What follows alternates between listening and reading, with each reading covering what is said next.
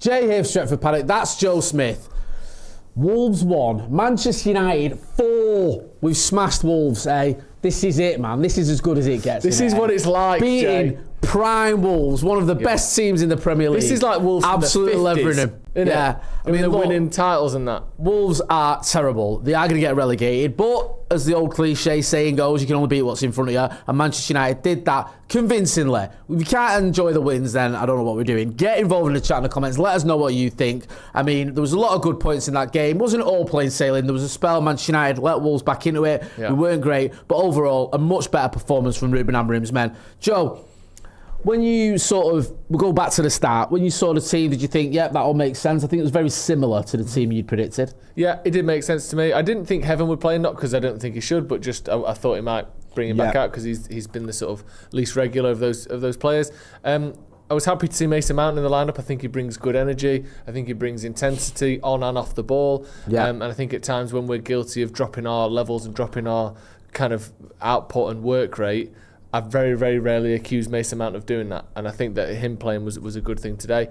But the team made sense, and like you said, this is the worst Wolves team in the last sort of decade or more. They've been in the Premier League sort of stalwart for quite a while now. Yeah. They've been up here, and they've been a difficult team to beat, and that isn't the case anymore. However, I'm really happy. I'm really happy with the result. I think most of the performance was controlled and dominant, and obviously we'll get into details, specifics, but I think it was a very comfortable, very well-deserved win for Man United on the road. And, you know, look at the team that they're going up against, Wolves, for worst record at this time in Premier League history. It's that Sheffield United team that we lost to.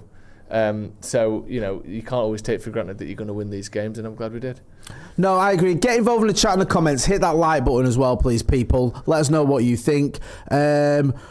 BMW Racing 1974 says Bruno has most Prem League assists this year with 6. Crack Ramsey says, great win. Let's be honest, we needed it. It's great to see United score 4 goals, says Kingston Bowie. Abo says, happy with the win, but what the hell is up with Cunha since he came back? Seems like he's seriously lacking confidence. Matheus Cunha's an interesting one tonight, wasn't it? Because I think he got an assist, was it, for the first goal? Yeah. Which was a bit of a scruffy goal, to say the least. It wasn't one you say straight off the training ground, but a goal is a goal. And then it was like he was kind of a man possessed when I think he had 8 shots, more than anyone else on the pitch. He was sort of seemed like he was desperate to get on the score sheet, wasn't he? Now, I can kind of understand that because Wolves were poor and there's opportunities there, and you think, you know, I can understand that it's his old club, but it just didn't quite happen for him, did it, in that final third? He looked a little bit desperate, didn't he? Yeah. Which we can see. I think the manager's spoken previous to this game, which obviously we'll get onto, and it does have, as you mentioned, the kind of sentimental connotations to it, that he at times has been looking at the numbers a little bit too much, looking at those goals and assists or lack thereof. Well, he's got one today, he's got an assist, but you could see he was utterly desperate to score. Yeah. You know, every time he got it, he's hitting it, looking a bit more frustrated and flustered as the game went on. I wouldn't say he deserved a goal because I don't always agree with that as a thing anyway. But I think it was clear that he wanted to make a point. I don't know whether he would have celebrated or not, but he was desperate to score. Yeah. And it's a shame for him that he didn't. But I think he had a decent game overall, and he does again what he does well, which is gets the ball and carries it forward, takes the ball forward. And again, that should be an obvious thing, but one of the big chances and one of the big ways United created chances, we just played the ball in behind Wolves early on, and we had a lot of space in behind him. Ahmad multiple times, look at the Mount goal, multiple times as well, and Burmo's running through. Bruno had one as well. And we didn't always score from them.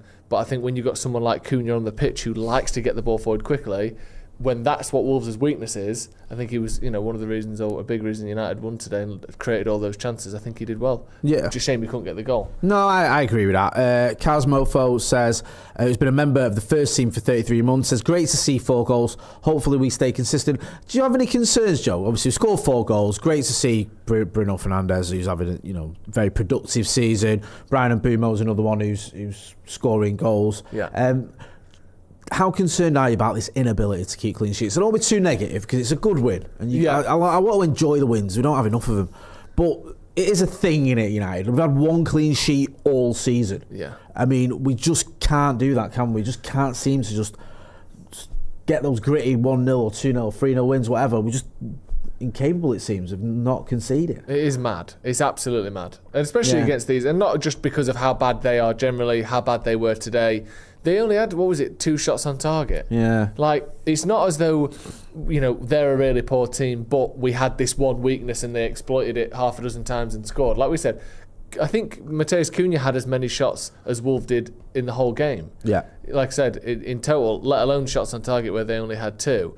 So for them to score 1 of their 2 shots on target is a little bit unusual. I don't want to say it was a fluke, it was a very good finish, but it is this weird sort of barrier that United can't seem to get around, which is keeping a clean sheet. No matter who we play, in their little spell that they have, no matter how little the spell is, and today I can tell you it was from basically the 33rd minute to the 45th minute, Wolves were the better team, and that was the only time all game they were the better team. In every opposition's little spell, they get a goal against us no matter what. It's crazy. It is absolutely mad. It was the Sunderland game was the only time that didn't happen. But yeah, it's really quite bizarre, and I wonder if you look at the XG. I think it was 0.4 that Wolves managed. Maybe there is a little bit of levelling out to be done there. Maybe we aren't doing quite as badly defensively as it seems. But I do think overall, for some reason, teams don't have to do a lot to score against us. And long term, or even short to medium term, the manager and the training staff need to find a way around that. Yeah. I don't know what it is, and they'll have to identify it and try and fix it. But you can't just have that, can you? Every time, if your opposition has 2 shots on target, one of them's going in. No. And it's not the keeper's fault either. No, it's not. You can put some of our earlier goals that we conceded down to Alec Bayandé, and even in the Carabao down to Onana.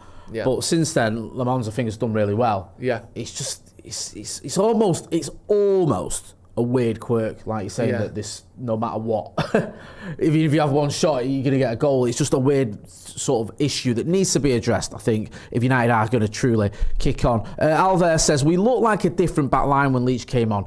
Lisandro Martinez, who we both adore, he came on, and I like what United are doing with him, Yeah, me too. I don't often say this, but I think we're handling this in the right way. There was a lot me and you were talking pre-match, and there was a lot made of when he came on against West Ham, and that was the sub I didn't mind, because I think we're trying to get him minutes in every game. I get that. I understand that substitution, because he had minutes against Crystal Palace, minutes against West Ham. It feels like United are going, look, let's just take our time, give him minutes. Yeah. He's getting 10, 15 minutes each week, and then we can maybe see him start after Christmas or whatever. I don't think there's any need to rush him either, even though we're a better side with him in it. Yeah. I think we need to handle him carefully, because we did it a couple of seasons ago, didn't we, where we rushed him back. He wasn't ready. Yeah. He had a few ropey games and he got injured again. But United are handling him really well, and he looks good, doesn't he, when he comes on? He does. He's got a smoothness and a composure to him that is hard to put. You can't really describe it when you're not seeing it. You forget it. You forget about it. You watch someone else playing in that position, you think, well, they're doing all the things Martinez does. It's a successful tackle. It's a good pass. But he has a control to him that you can't just pretend. You can't manufacture that. No. You can't have it if you haven't got it. And you watch him play and you go, oh, yeah, that's what it actually looks like when someone really is good on the ball. Yeah. And there was a time, there was only one, and when he's at his best and United are at their worst, you see him do this half a dozen times a game, but the ball came to him and he had a man on one shoulder and there's a man in front of him, and he just puts a little bit of weight on one foot, opens his body up and plays a pass out. Didn't even look difficult. No. It wasn't like, someone's put him in a really difficult spot there, but he's fumbled his way out of it, well done. Yeah. It was just, I'm going to do something now that's really hard and make it look piss easy. Yeah. And that is exactly the sort of thing you need if you want to keep clean sheets. Things like that where you don't make that little mistake. The pressure isn't allowed to build. And those 15-minute spells, 20-minute spells that oppositions have against us, I mean, the good oppositions have far more than that. But they sort of go away and they become less and less dangerous if you can control games and keep possession and not get flustered in those moments and allow the opposition to build a head of steam up. And Martinez is so good at that. Like you said, he's got to stay fit. I think Amorim has got a very good record in terms of injuries across his whole career. Yeah, he has.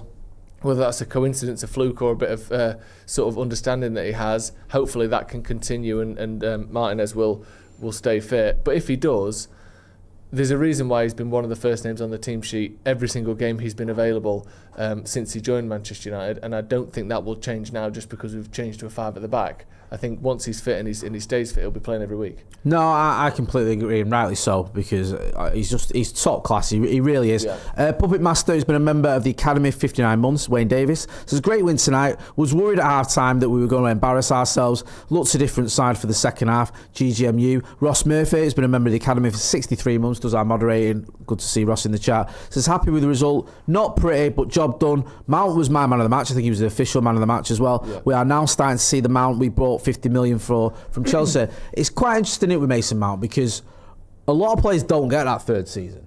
No. Like they get, like we sort of Hoyland, you get that second season. If it's not quite happening for you, you end up getting moved on. Mount is in his third season, and we are seeing that player, aren't we? Yeah. Finally, we've not really seen it in the first two seasons, mainly due to injury. But even when he's not been injured and he's played, we haven't seen what we've seen this season. No. So it is good to see him, because you can see how effective he can be, and in this system he works quite well, doesn't he? He's a great option to have at all times. I think if he's off the bench, I don't think he's quite as effective in terms of creating and No, I don't like goals. him from the bench. I like where he starts. But I do think off the bench he still brings good energy.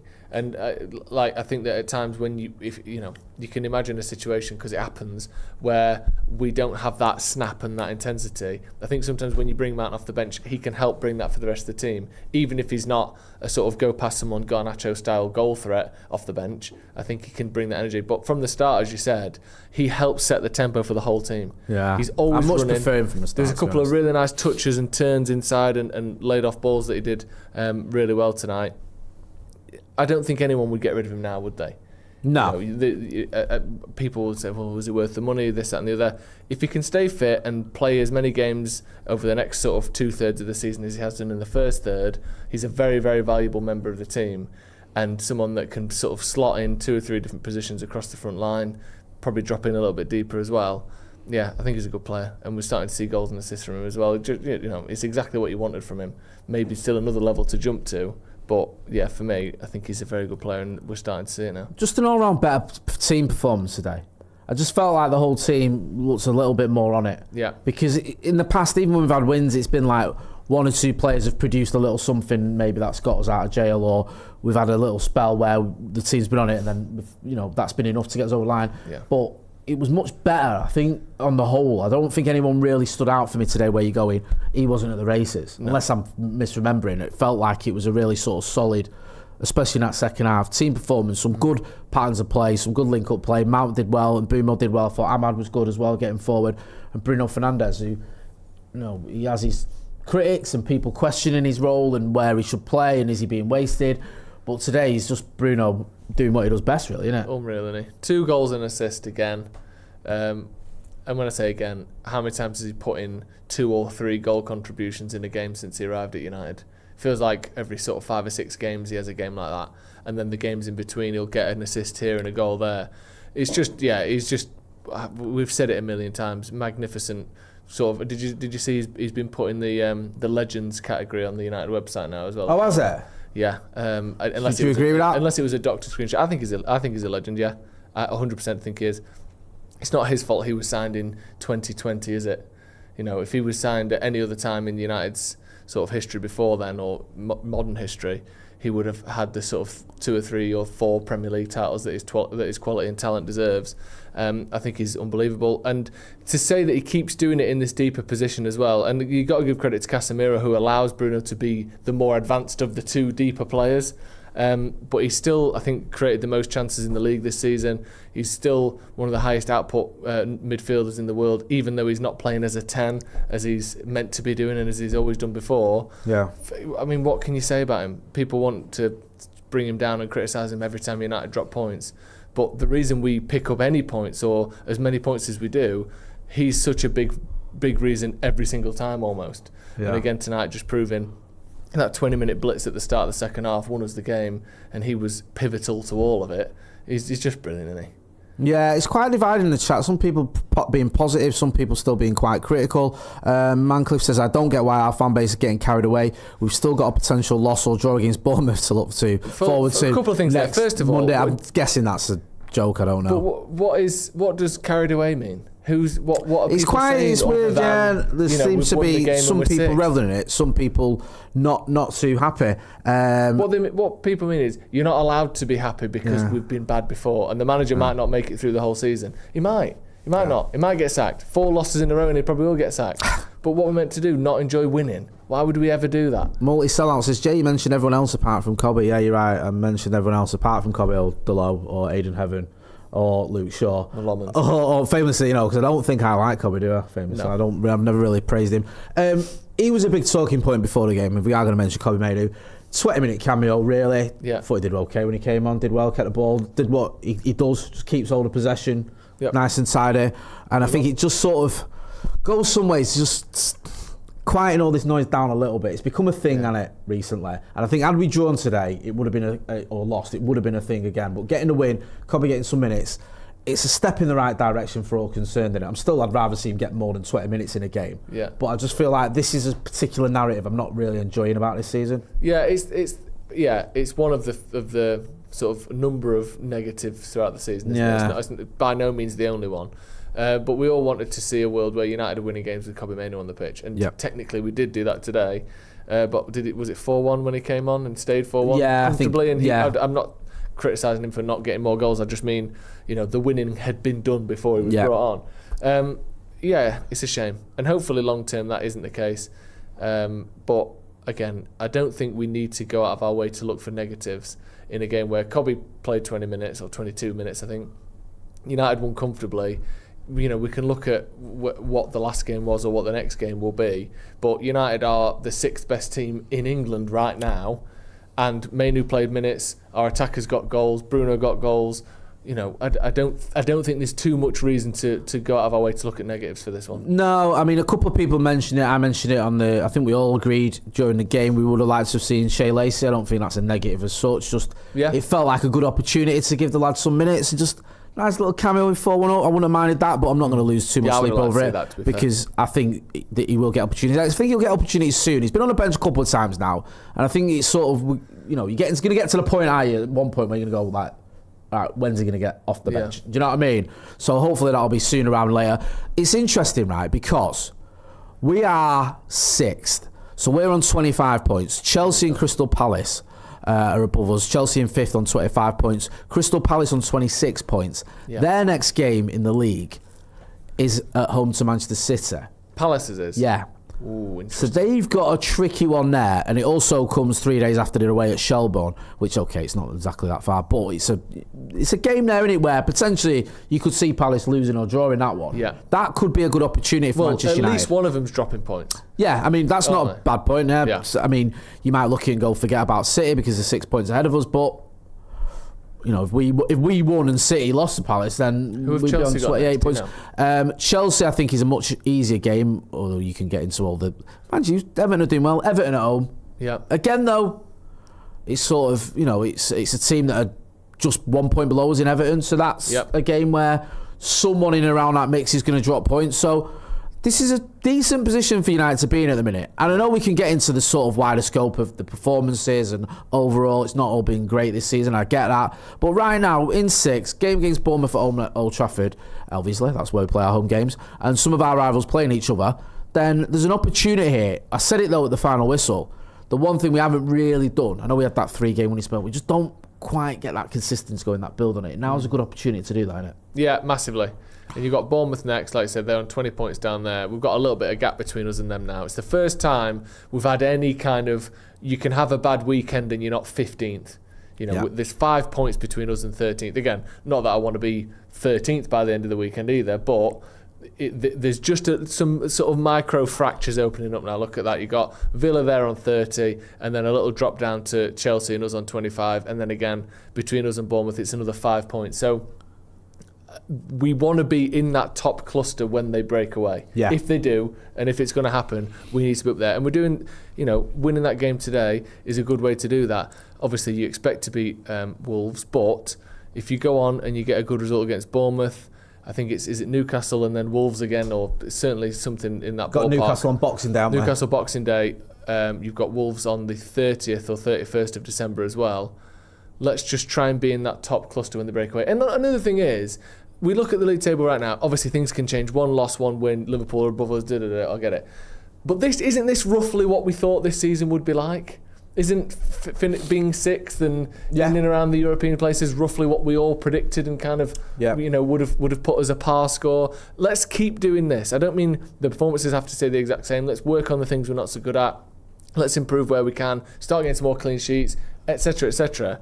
But the points in the rough position that we are at the moment is kind of where I think this squad should be. We've just got to, like we said, go about the whole season ironing out those creases. Big summer transfer window, and then next season can be a sort of real push up the league. But, 6th place, 25 points, not the end of the world, is it? No, it isn't. Irfan Riaz says, can we be trusted to push on from here and build? We'll see. Red Baron says, I'll see you outside Walmart. So that's a new variation on that. Where's Maguire? Said Speed Demon Leon. I don't know, he's still injured, I think. Obviously, injured. Yeah. Hopefully we'll find out when he's back sooner rather than later, because obviously we've got AFCON coming up. We've got Laurie coming in, haven't we, tomorrow? Yes. So we can get a little bit of clarification on just the permutations of AFCON and all the rest of it. 'Cause I think there's still a little bit of confusion in the Bournemouth game, isn't there, as to what exactly is going to go on there. So we could talk to Laurie a little bit about that, a little bit about what he has been going on at United, for Inside United. So make sure you check that out. Go and check out Joe Smith on the Sloppy Joe's podcast. That's been Joe. I've been Jay. This has been a review. Manchester United winning 4-1 at Molineux. Oh, don't forget to check out our merch as well. And thanks for watching.